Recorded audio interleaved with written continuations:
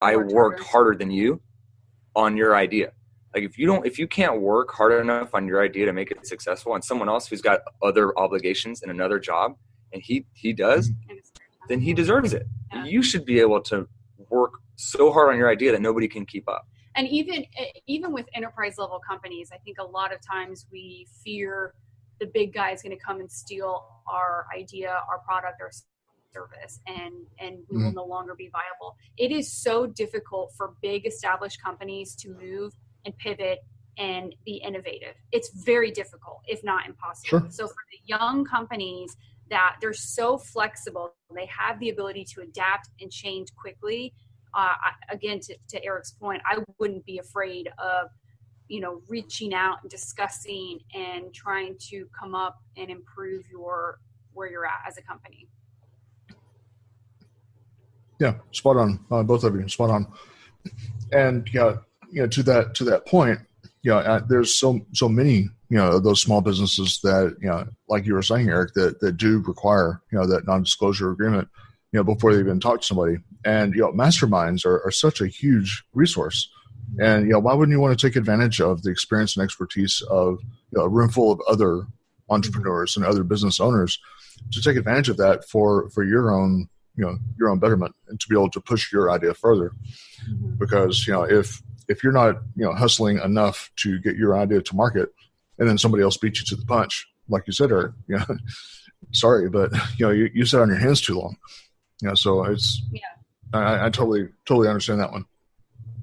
Yeah.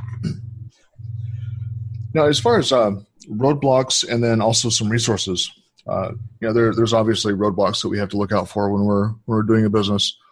So what are some of those that the two of you have come across and overcome, and then also resources that you tapped into to be able to grow your business?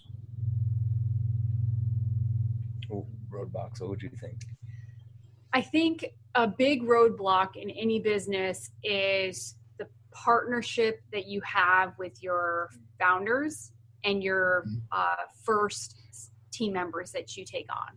And the reason why I say it's a roadblock is that you have to realize that you need to work and be very intentional with the relationships that you build. I think that there's a reason why, VCs and angel investors won't really invest if you're a solo founder. It's because it really does take a team to build up and make something great. And, Erik and I are married. We've been married 11 years tomorrow, actually. And congratulations. Thank you. And we did not take it lightly coming into business together. I was on my own for, I think, half a year before we realized to partner up. And we had deep conversations about it. And the first 6 months after we became partners in the business, we had a lot of stumbling blocks, a lot of discussions of personal versus business and how to go through those conflicts. So I think that, and then even hiring first employees, making sure that they're valued and that you can handle those types of operations, you have to realize that those can be massive roadblocks, and figuring out that you don't necessarily need to go around them, but you really do need to kind of go through them. Yeah, I mean, that's for us personally, at least. Partnership fallouts are a huge percentage of failed companies. So making sure you're in business with the right person. And if you're not, identify that early and deal with it. Either deal with it and fix it or move on. Don't waste your time with a poisonous partner. That it'll just drain your life and your money, right, and your time. And then the employee thing, like she said, I mean, we spent a year interviewing candidates for a full charge bookkeeper. And I went through tons of people and interviews and resumes because we know that your first employees or your first, your early members of your team are critical, that they're good. And unfortunately, I think a lot of people will hire like the first person they find or the first person they meet. Or in some cases, some companies, they just need people and they just kind of bodies to fill. Yeah. They need bodies to fill the spaces. And then, unfortunately, I think that can be a major obstacle down the road. Sure. And when you're talking about the business partners, that's such a valuable point that you're making, Erik, because there's a lot of strategy that should be happening behind the scenes when you're doing that partnership. I love the fact that you as a married couple are able to run a business because, that's not the case for a lot of people. They maybe spouses are not able to work together. And so, kudos for being able to pull that one off because you're in the minority on that one already. But also with business partners is, making sure that you have put into place that strategy behind the scenes to where, what if one of those partners leaves, their position, either by choice or by, sickness, injury, or, the inevitable, making sure you have that exit already figured out, because that's going to be one of those things that can bankrupt your business, is not having that stuff figured out up front. Mm-hmm.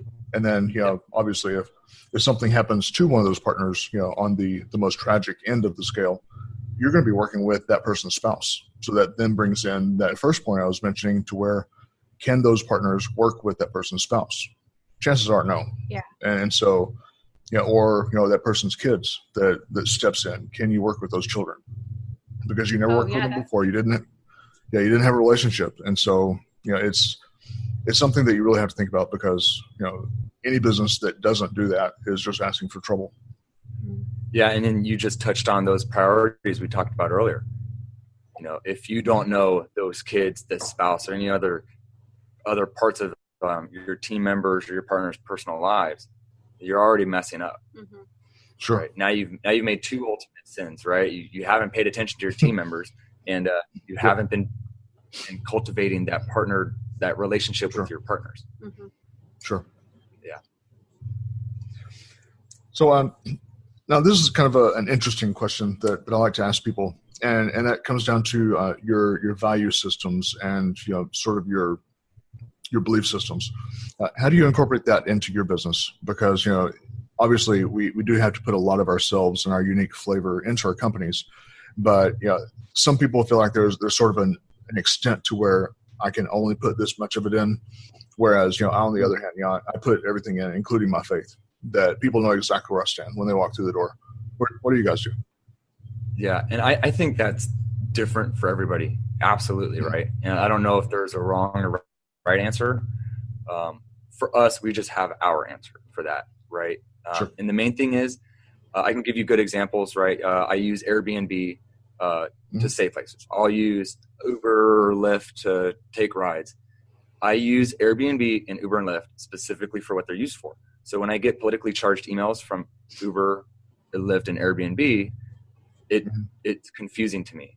It's, if I wanted my political news, I would sign up for a newsletter from Fox or CNN or whoever, right? Even if it's within line with what we believe, right? So it's not like we are, people of faith as well. And I think that it's the foundation of how we treat morally our, like I said, our circle of influence. However, we're politically neutral and religiously neutral in the workplace, and that's what we expect from our team members as well, for that reason. Well, and that to me, everyone's got their own reasons, but to me, it's like, look, you've just separated 50% of your workforce. Now you have 50% of your workforce who is excited that you did that, and the other 50% feel like they don't belong in your company anymore, or even your user base. And I feel like it's very divisive when you start going down that route, because now I think it's unnecessary for us. Our business and our industry isn't in religion. It's not in political space. Like, that's not areas that we operate in. So those are also areas that we don't, fall one side or the other as a business. It just doesn't help. It doesn't really, if it doesn't help our clients be successful and our employees, love where they work and want to be there longer, then it's not necessary. Yeah. And like, to that point too, I mean, you could take Chick-fil-A, for example, obviously a faith-based, run organization, but I think the difference is they close on Sundays due to what their founders believe to be right according to their faith, but they're also not like necessarily giving out propaganda and stuff like that. So they've chosen to have a political or religious front, but I don't know. It's just, for us, we choose to be neutral. Yeah, good answer. So what's something that you guys wish you had done earlier in life that you didn't do? I like to always ask that a little bit there.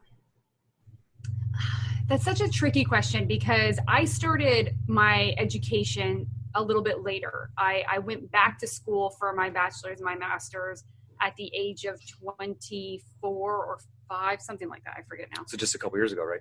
Yeah. So yesterday, actually. And then Eric, is going back to school now as well. And we could always we should have started earlier. We should have started investing when we were younger. We should have, taken his deployment money and pushed it into some sort of retirement vehicle or business venture. But honestly, I can't, if I change one thing, I change where I ended up. And I don't like thinking like that. One, I can't change it. So it's a little bit depressing to think like that. But two, everything I've learned has made me a better person, a better business owner, a more relatable person. I think that the fact that we started this business now has made us understand business owners because we've gone through the struggle, as well as relate to the financial hardship, because it's not like we had, the finances like thrown away at the age of 2, which some people end up doing. So I can't say that I would change anything, long story short. Yeah. I would say that, for example, if I would have stayed in the military longer, I would have had some more regrets. If I would not have met her at the school we went to, I would have regrets that I don't have this life. So I look at it that way. Mm-hmm. I'm pretty thankful for the decisions that were made that led up to this point, because I really enjoy where I'm at now. I'm kind of in that fun area where this is what I was looking forward to when I decided to get out of the military.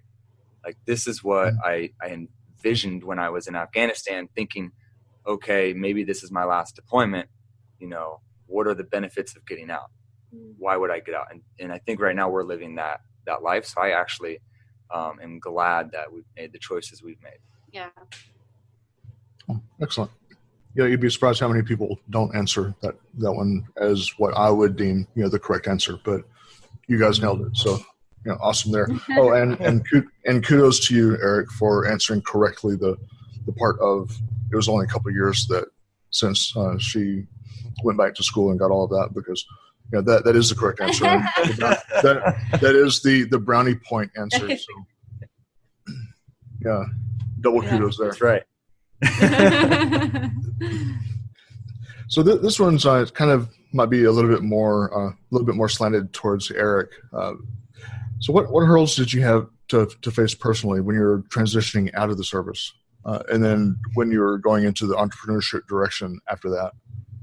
Yeah. So what kind of hurdles did you run into? And that's really good. And I would like to say I'm thankful that I have my brother. He was an infantryman in Ranger Battalion in the 90s. And he got out in the late 90s and did the corporate ladder gig, right? So he has a very successful career on the corporate side. And so when I told him that I was thinking about getting out, he started telling me certain things, not a lot, but he started telling me one of the main things you need to work on is communication. He said, you have to learn how to talk to people in the civilian world because it's a totally different ballgame, And then, so that was key for me.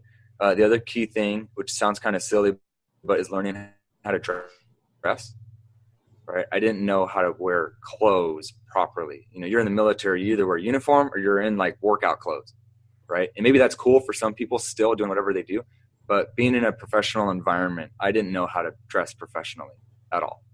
And so those things were kind of key getting out. But for me, I don't think I could have gone into a job. Being a Green Beret, I think set me up with the entrepreneurial mindset anyways. So I immediately, the second I started thinking I was getting out, I started running the business with my dad. So I immediately went into kind of doing entrepreneurial stuff. But yeah, the transitional hurdles getting out, I think with me, along with most people is, or in my shoes, I should say, I didn't have a transferable career set. Right. So it was, what can I do when I get out? Like, how do my skills transfer? I was a door kicker for 10 years, right? I was an infantryman in a Green Beret. That's what I did. I shot guns and freaking jumped out of planes or whatever. Right. So if I want to be a cop, my options are be a cop, do government contracting, or consult in government stuff. It's just, these were the reasons I got out of the military. I didn't want to do that. And so I would say what I learned, especially now where I'm at,